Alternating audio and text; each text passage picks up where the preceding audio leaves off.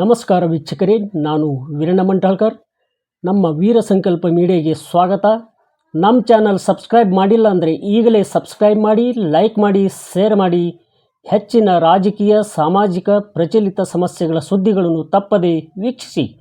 ನಿಮ್ಮೂರು, ನಿಮ್ಮ ತಾಲೂಕು, ಜಿಲ್ಲೆಯಲ್ಲಿ ನಡೆಯುತ್ತಿರುವ ಸಮಗ್ರ ಸುದ್ದಿಗಳ ಪ್ರಸಾರಕ್ಕಾಗಿ ಈ ಕೆಳಕಂಡ ವಾಟ್ಸಪ್ ಹಾಗೂ ಇಮೇಲ್ಗೆ ಫೋಟೋ, ವಿಡಿಯೋ ವರದಿ ಕಳುಹಿಸಿ. ಬಸವಕಲ್ಯಾಣ ಶಾಸಕರು ಇತ್ತ ಬಸವವನದತ್ತ ಗಮನ ಹರಿಸುವರೇ?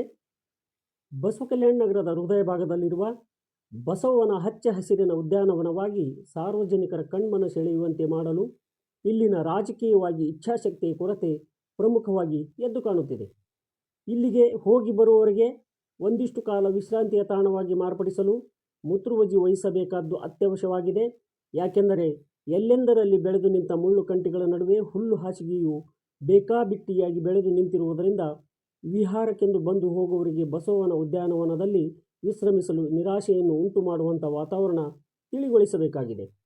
ಯಾವುದೇ ಒಂದು ಉದ್ಯಾನವನ ಸುಸಜ್ಜಿತವಾಗಿ ಕಾಪಾಡಿಕೊಳ್ಳಲು ಸಂಬಂಧಪಟ್ಟ ತೋಟಗಾರಿಕೆ ಇಲಾಖೆಯಡಿ ಅನುದಾನದ ಕೊರತೆ ಒಂದೆಡೆಯಾದರೆ, ಸಾರ್ವಜನಿಕರಿಗೆ ನೆಮ್ಮದಿಯ ತಾಣವಾಗಿ ಬಸವನ ಉದ್ಯಾನದ ಸೌಂದರೀಕರಣಕ್ಕೆ ಇಲ್ಲಿ ಸಿಬ್ಬಂದಿಗಳ ಕೊರತೆಯು ಪ್ರಮುಖವಾಗಿ ಎದ್ದು ಕಾಣುತ್ತಿದೆ.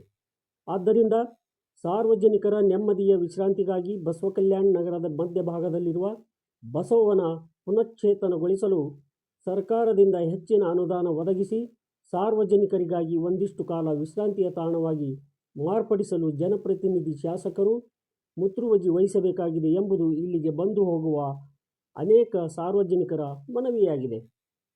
ಶಾಸಕರು ಇತ್ತ ಬಸವವನದತ್ತ ಗಮನ ಹರಿಸಿ ಮತ್ತೆ ಈ ಉದ್ಯಾನವನ ಪುನಶ್ಚೇತನಗೊಳಿಸಲು ಆಸಕ್ತಿ ವಹಿಸುವರೇ ಎಂದು ಕಾದು ನೋಡುವಂತಾಗಿದೆ.